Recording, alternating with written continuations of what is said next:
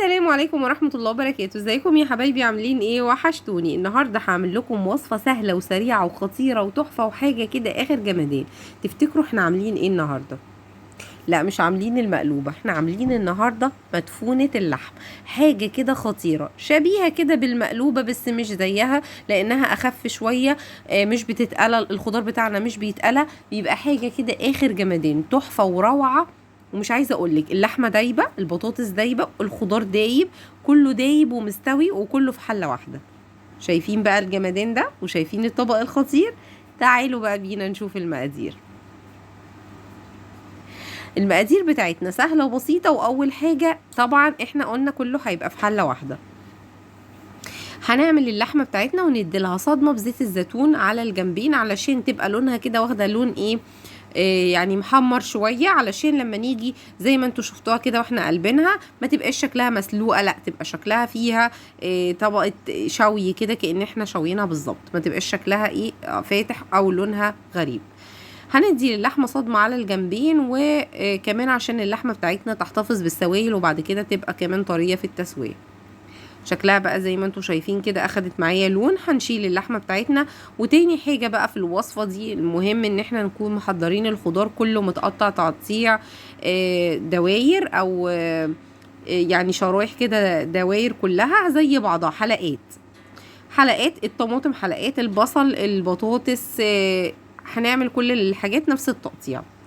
طبعا احنا قلنا انها شبيهة بالمقلوبة ولكن مش مقلوبة، لان المقلوبة لو تعرفوا طبعا المقلوبة انها لازم كل حاجة تتقلى، يعني كل الخضار اللي احنا بنضيفه لازم يكون مقلي، سواء بتنجان سواء بطاطس.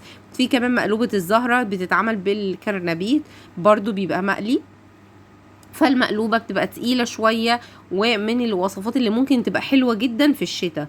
فالمدفونة شبيهة بيها وكله في حلة واحدة، والطعم خطير، وبنستخدم فيها خضار وكل حاجة احنا بنحبها برضو، بس خفيفة شوية، ما بنقليش اي حاجة. الخضار بتاعنا بيبقى زي ما انتوا شايفين كده ناي.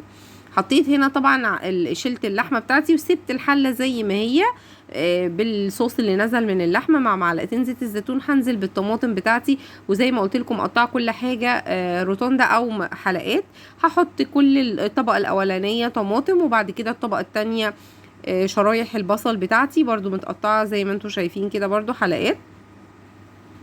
وبعد كده هحط الفلفل الالوان، ولو عندك فلفل سبايسي كمان تحطيه زي ما هو بحلو كده، ما تقطعهوش، تحطيه يعني كذا قرن فلفل، قرنين 3 لو بتحبي السبايسي، هيبقى طعمه تحفه. وكل الخضار هيستوى، ما تقلقيش ان في اي حاجه ما تبقاش مستويه، كله هيستوى، هيبقى دايب، اللحمه نفسها هتبقى دايبه، كل حاجه هتبقى دايبه. حطيت انا فلفل بس ما كانش عندي فلفل سبايسي، حطيت فلفل الوان. وطبعا برضو الفلفل الالوان ده تحطي منه وتحطي فلفل سبايسي، يعني الاتنين، لو عندك فلفل سبايسي كمان حطي لو بتحبي كمان الحاجات سبايسي. وهنحط البطاطس بتاعتنا، وحطيت كام فص توم كده، 6-7 فصوص من التوم. ولو تاخدي رأيي كتري، لان التوم بيبقى خطير خطير خطير لما بيطلع لك واحدة توم كده من التوم اللي احنا سويناه مع المدفونه بتاعتنا دي، بتبقي كده يعني مش عايزه اقولك بيبقى دايب في بقك، وطعمه كريمي وخطير وتحفه تحفه تحفه، زي زبده الثوم لما احنا بنعملها على التوست كده، بتبقى حاجه خطيره. انا حطيت 6 فصوص او 7 فصوص، كتري وهيعجبك جدا. حطينا بقى التوم بتاعنا، وحطينا زي ما انت شفتي كده الفلفل والبصل والطماطم وكل حاجه والتوم كمان. هنحط بقى قطع اللحمه بتاعتنا، وبعدين نحط بهاراتنا الخطيره السهله السريعه اللي هي مفيش اسهل من كده. هنحطهم كلهم في طبق واحد، هقولك دلوقتي كل البهارات في طبق واحد علشان ننزل بيهم مره واحده. وهي دي البهارات بس اللي احنا هنضيفها على الحله بتاعتنا، يعني مش هنضيف بهارات تاني. معايا بقى معلقه هنا من كل حاجه، معلقه صغيره، معلقه من الكركم، معلقه من البابريكا، معلقه من الكاري، معلقه من الكمون، معلقه من الكزبره، معلقه من السبع بهارات، وحبه من الثوم البودره، يعني نص معلقه من بودره الثوم. هنضيف كل الكلام الخطير بتاعنا. وبعد كده حطيت زي ما انت شايفه كده، اول حاجه معلقه من كل حاجه، بابريكا، كركم، كاري، كمون، كزبره، 7 بهارات. وهنحط الفلفل الاسود بتاعنا، انا هضيفه على الحله علشان طبعا انا بعمله فريش كده، بفرمه في وقتها.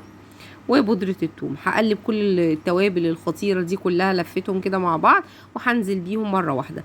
وبعد كده هنزل بكوباية من الشوربة بتاعتي، وعليهم كمان ربع كوباية من صلصة الطماطم. زي ما انت شايفه كده ضفت كمان الفلفل الاسود بتاعي، وكده البهارات بتاعتي كامله متكامله. هننزل زي ما انت شايفه الشوربه دي حوالي كوبايه من الشوربه. لو ما فيش شوربه حطي كوبايه من الميه عادي خالص. هحط الملح بتاعي، وهنزل بربع كوبايه من صلصه الطماطم. حطيت عليهم معلقتين من الشوربه عشان يبقوا خفاف شويه زي ما انتم شايفين كده، بس عشان تدينا كده طعم ايه حلو ولون حلو. الرز بقى هسلقه في حله تانية.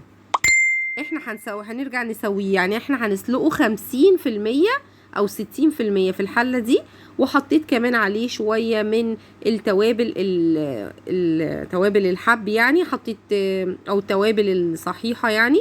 حطيت قرفة، وحطيت قرنفل، وحطيت فلفل اسود، وحطيت ورق لوري، وحطيت ينسون نجمة.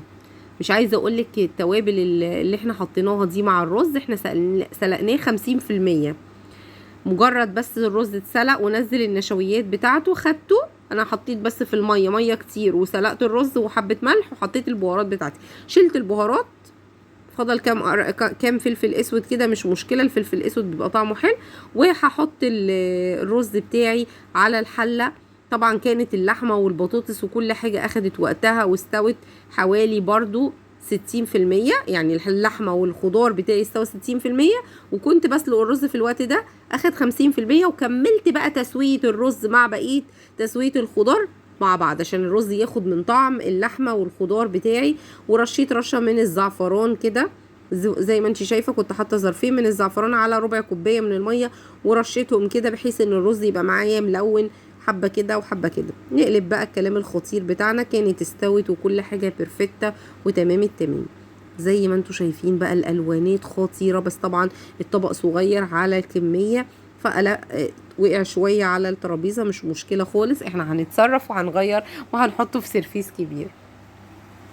قلبته في السرفيس الكبير علشان اوريكي شكله الرز نسري ازاي، والرز حبه وحبه الوان ابيض واصفر، وكمان حبه واخدين من صوص اللحمه بيبقى لونه كده زي لون محمر شويه.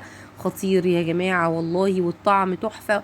واحلى كمان والله من المقلوبه عشان اخف شويه. المقلوبه جميله وكل حاجه بس مش صيفيه، لانها تقيله وكل حاجه فيها بتتقلى، فبتبقى يعني دسمه شويه، عايزه شتاء. لكن في الصيف تقدري تعملي وصفة المدفونة هتعجبك جدا. وزي ما انت شايفة الالوانات بقى وحاجة خطيرة وطعم وتحفة وكل حاجة فيه بيرفكتة. اللحمة استوت، البطاطس دايبة زي ما انتوا شايفين. اللحمة كمان عايزة اقطع لك حتة من اللحمة، بصي بتتقطع بالمعلقة ازاي، بصي دايبة من جوه ازاي. تحفة تحفة تحفة. تنسينيش من دعوة حلوة من القلب، ولايك وشير وسبسكرايب للقناة، وبون ابيتي.